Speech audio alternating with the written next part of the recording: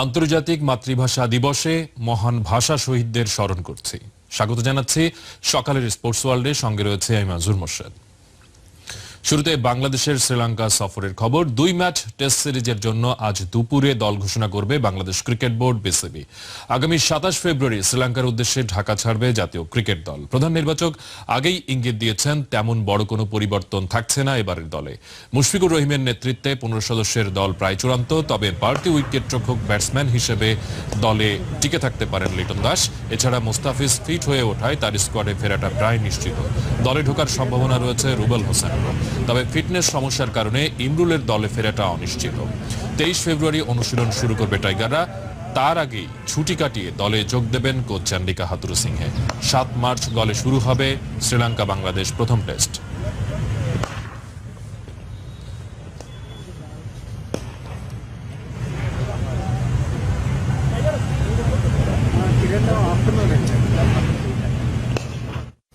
ডান হাতের বৃদ্ধাঙ্গুলের ইনজুরি এখনো পুরোপুরি ঠিক হয়নি অধিনায়ক মাশরাফি বিন মুর্তজার। তবে শ্রীলঙ্কার বিপক্ষে আসন্ন ওয়ানডে ও টি-20 সিরিজ দেরিতে শুরু হওয়ায় আশাবাদী ক্রিকেট বোর্ড। বিসিবির প্রধান চিকিৎসক দেবাশিস চৌধুরীর বিশ্বাস, সিরিজের অনেক আগেই ফিট হয়ে যাবেন মাশরাফি। এদিকে মুশফিকুর রহিমের আঙুলে সামান্য ব্যথা রয়েছে, যা নিয়ে আসন্ন সিরিজকে ঘিরে ব্যাটিং আর উইকেট কিপিং এর প্রস্তুতি নিচ্ছেন টেস্ট অধিনায়ক।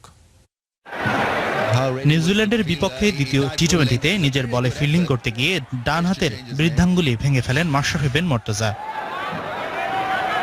সেই ইনজুরি এখনো সারেনি ম্যাচের। অগ্রগতি জানতে রোববার তার আঙ্গুলে এক্স-রে করা হয়। সোমবার সেই রিপোর্ট নিয়ে বোর্ডে আসেন বাংলাদেশের ওয়ানডে অধিনায়ক। আপাতত দৃষ্টিতে ওর ইনজুরি রিকভারি প্রায় 80%-এর মতো হয়ে গেছে। একটাই সংশয়, যেহেতু এটা থাম্ব ইনজুরি, তো থাম্ব ইনজুরি সারতে একটু সময় নেয়। তো আমরা আজকে থেকে ওর টোটাল রিহ্যাব প্ল্যানটা শুরু করে দিয়েছি এবং আমাদের ফিজিওর তত্ত্বাবধানে ও আগামী কয়েকদিন এই ধরনের ফিজিওথেরাপি রিহ্যাবিলিটেশন এক্সারসাইজগুলি করবে। তবে দুশ্চিন্তার কিছু নেই, টেস্ট দিয়ে শ্রীলঙ্কার বিপক্ষে সিরিজ শুরু হচ্ছে। ওয়ানডে ও টি-20 মাঠে গড়াবে 25 মার্চ থেকে। তাই সুস্থ হয়ে উঠতে যথেষ্ট সময় পাবেন মাশরাফি, বলছেন বিসিবির প্রধান চিকিৎসক। যেহেতু শ্রীলঙ্কা ট্যুরটা টেস্ট দিয়ে শুরু হচ্ছে, আমাদের হাতে আমরা কিছু সময় পেয়েছি। সো এই সময়টা ডেফিনেটলি ওর রিহ্যাব প্রোগ্রামে আরও বেশি হেল্প করবে ওকে। তো আমরা কোনো সংশয় দেখছি না ওর ওয়ানডে ম্যাচগুলিতে খেলার ব্যাপারে। টেস্ট অধিনায়ক মুশফিকুর রহিমের আঙ্গুলের ব্যথাও পুরোপুরি সারেনি। টানা সিরিজ থাকায় শতভাগ সেরে ওঠার সময় পাচ্ছেন না মুশফিক। তবে কিপিং আর ব্যাটিং করতে কোনো সমস্যা নেই তার। রিকভারির সময়টা ওরা কখনোই পায় না, তো এই জন্য আমরা ধরে নিই উইকেট কিপারদের ব্যথাটা পুরোপুরি 100% চলে যাবে না। সো অল্প মাত্রায় ব্যথা নিয়ে ওদের খেলতে হয় এবং এই খেলার জন্য ওরা মানসিকভাবে প্রস্তুত থাকে। তো মুশফিকের ব্যথাটাও সেরকমেরই। জাতীয় দলের ওপেনার ইমরুল কায়েস ইনজুরি থেকে সেরে খেলছেন বিসিএল এর ম্যাচ। এর পরপরই তার দলের টিম ম্যানেজমেন্টের সাথে কথা বলে তার ম্যাচ ফিটনেস কেমন জানাবেন বিসিবির চিকিৎসকরা। আজকে পর্যন্ত কোনো কমপ্লেইন ওর দিক থেকে আসেনি। আমরা ধরে নিচ্ছি ও সন্তোষজনকভাবেই ওর খেলা চালিয়ে যেতে পারছে। হাসিনুর রহমান, যমুনা স্পোর্টস, ঢাকা। কলস সিন্দুরের জাতীয় দলের নারী ফুটবলাররা সিঙ্গাপুর থেকে প্রস্তুতি ম্যাচ খেলে ঢাকায় ফিরলেও এবার ট্রেন যোগে বাড়ি ফিরতে হয় ফুটবলারদের। ঢাকায় ফেরা নারীদের আবাসন কিংবা যাতায়াত নিয়ে কোনো উদ্যোগ নেননি নারী উইংয়ের চেয়ারম্যান মাহফুজা আক্তার কিরণ। বিষয়টিকে দুঃখজনক এবং ভবিষ্যতে আর ঘটবে না বলে মন্তব্য করেছেন ভাবের সাধারণ সম্পাদক আবু নাইম সোহাগ। ময়মনসিংহ থেকে হোসাইন শাহিদ জানাচ্ছেন বিস্তারিত। ময়মনসিংহ রেলওয়ে স্টেশন, আসছে ঢাকা থেকে জামালপুরগামী অগ্নিবীণা এক্সপ্রেস। ট্রেন থেকে নামলেন কলসিন্দুরের 3 নারী ফুটবলার নাজমা, শামসুন নাহার ও মার্জিয়া।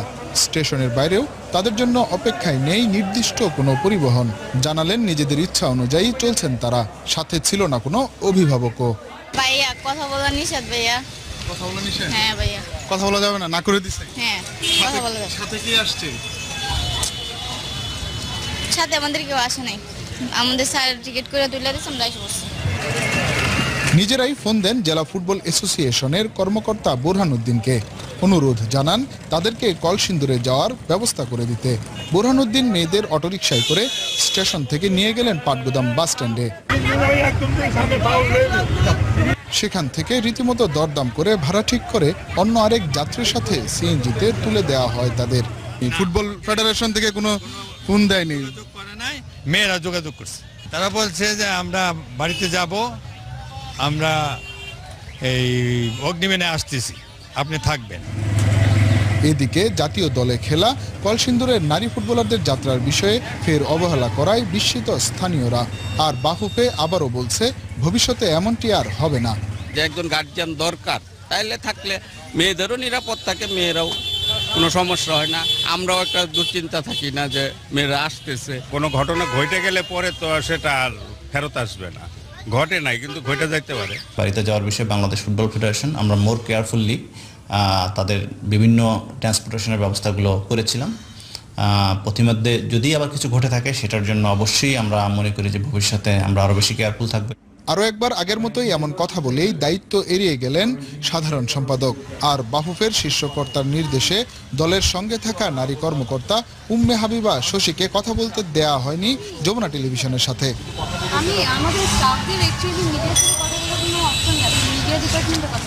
পুরুষ ফুটবলাররা যখন দেশবাসীকে হতাশ করছে, তখন আশার আলো জ্বালিয়ে রেখেছে এই নারী ফুটবলাররাই।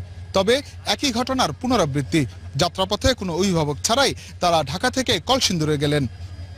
সংশ্লিষ্টরা বলছেন এই অবহেলার পেছনে দায়ী ব্যক্তিদের এবার শাস্তির আওতায় আনা উচিত। Hussain Shahid, Jamuna news, Mymensingh.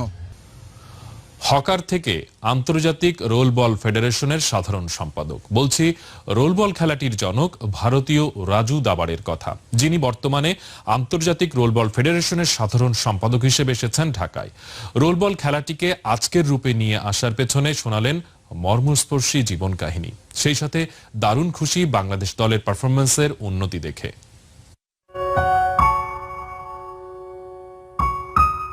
Roll ball খেলাটির ইতিহাস রোমন্থনের সময় এভাবেই চোখে পানি চলে আসে উদ্ভাবক রাজু দাবারের। এই দাবারে, যার জীবন চলত একসময় সংবাদপত্র বিক্রি করে, ছিলেন স্কুলের শরীরচর্চা শিক্ষকও। তবে ওই শরীরচর্চার দায়িত্ব পালন করাকালেই উদ্ভাবন করেন রোল বল খেলার। মানুষ ভাবত পাগলামি, ছিল না কোনো সহযোগিতাও। দারিদ্র্যের জালে বন্দি সদা হাস্যোজ্জ্বল মানুষটি ভিটেমাটি বন্ধকের টাকা দিয়ে ছাত্রদের খেলাটি শেখাতে লাগলেন পরম মমতায়। কাঠখড় পুড়িয়ে 2003 সালে ভারতীয় জাতীয় ক্রীড়া সংস্থার অন্তর্ভুক্ত হয় খেলাটি। এরপর আর তাকাতে হয়নি পেছন ফিরে। আমার চোখের সামনে ভেসে ওঠে আমার সংগ্রামী জীবনের কথা। অনেক কষ্ট করেছি এই খেলাটির জন্য, একা একাই পুরো নিয়ম কানুন সাজিয়েছি। কত রাত আমি নির্ঘুম কাটিয়ে খাতা কলমে যে ছক কষেছি তাও মনে আছে। আমি আমার দেশের ক্রীড়া সংস্থার কাছে কৃতজ্ঞ। তারা তখন বুঝতে পেরেছিল খেলাটির সম্ভাবনা। এখনই শেষ নয়।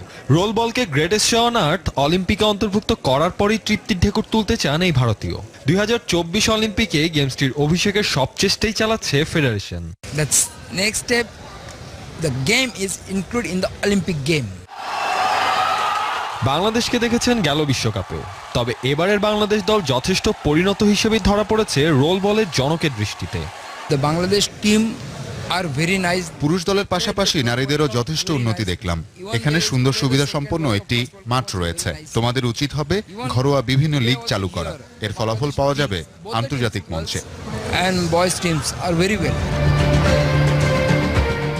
রোল বলের বিশ্বব্যাপী ব্যাপ্তি ছড়িয়ে পরের বিশ্বকাপে 70 দেশ অংশ নেবে, সেই টার্গেটে এগোচ্ছেন আন্তর্জাতিক রোল বল ফেডারেশনের সাধারণ সম্পাদক Nafil Khan, Jamuna sports, Dhaka. Bangladesh cricket league BCL এর দুটি ম্যাচের তৃতীয় দিনের খেলা শুরু হয়েছে। বিকেএসপিতে চলছে শীর্ষদল নর্থ ও সাউথের খেলা। দিনের 4 উইকেটে 107 রান নিয়ে ব্যাটিং শুরু করেছে নর্থ। উইকেটে রয়েছেন নাসির হোসেন ও ধীমান ঘোষ। এর আগে তুষার ইমরানের ক্যারিয়ার সেরা 220 রানের ইনিংসে 501 রানের বিশাল সংগ্রহ দাঁড় করায় আব্দুর রাজ্জাকের সাউথ জোন। 3 ম্যাচে নর্থের পয়েন্ট 11 ও সাউথের 9। এদিকে ফতুল্লাহ আগের দিনের 6 উইকেটে 114 রান নিয়ে দিন শুরু করেছে ইস্ট জোন। মোহাম্মদ শরীফ একাই নিয়েছেন 4 উইকেট। এর আগে শরীফের 70 রানের ইনিংসে 328-এর পুঁজি পায় বর্তমান চ্যাম্পিয়ন সেন্ট্রাল। 3 ম্যাচে ইস্টের পয়েন্ট 9 ও সেন্ট্রালের 3। চট্টগ্রামে শুরু হচ্ছে Shikarpur Bathua premier cricket league. শিকারপুরে Sajeda ideal school and college মাঠে পঞ্চমবারের মতো এই প্রিমিয়ার লিগের আয়োজন করেছে শিকারপুর ক্রীড়া সংস্থা। এই লিগে 10টি দল অংশ নিচ্ছে। আনুষ্ঠানিকভাবে লিগের উদ্বোধন করেন বাড়িঘোনা ক্রীড়া সংস্থার চেয়ারম্যান জাবের কায়সার। লিগের উদ্বোধনী ম্যাচে শিকারপুর রয়্যাল বেঙ্গল টাইগারকে 2 উইকেটে হারিয়ে শুভ সূচনা করে শিকারপুর ফ্যান্টাসি কিংস। ম্যাচ সেরা পুরস্কার পান সুমন।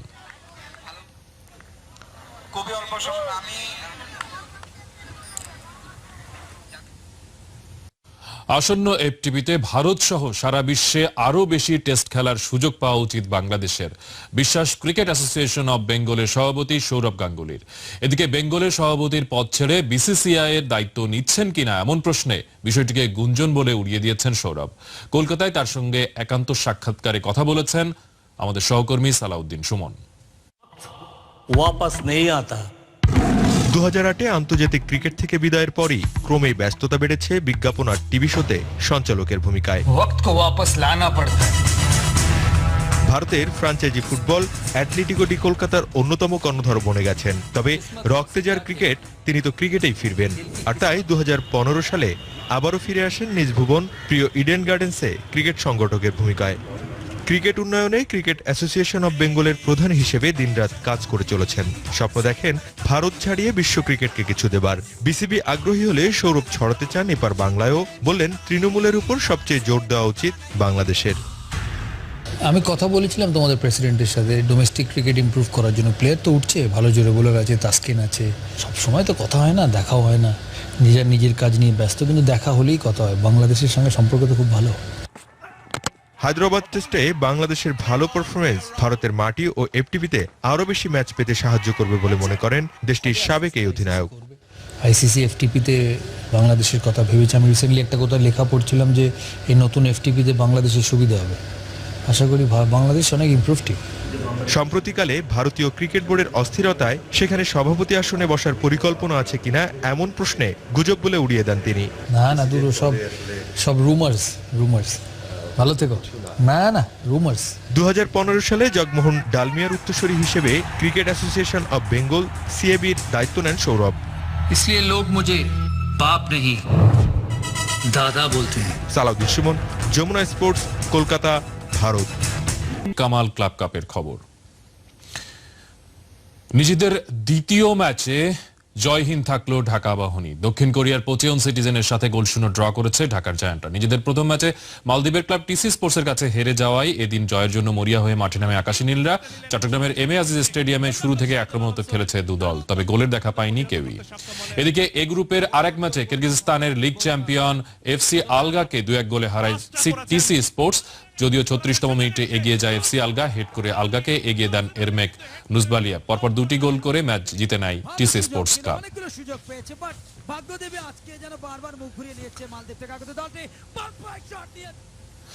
জাতীয় দলের ক্যাম্পে ডাক পেয়েও যোগ দেননি প্রবাসী ফুটবলার জামাল ভুঁইয়া। গেল কিছুদিন রহস্যজনক ভূমিকায় থেকে জামাল হাজির হয়েছেন শেখ কামাল টুর্নামেন্টে। বাহুবের আচরণে ক্ষুব্ধ এই ফুটবলার ক্লাব ফুটবলে মনোযোগী হলেও সমস্যা মিটিয়ে ফিরতে চান জাতীয় দলে।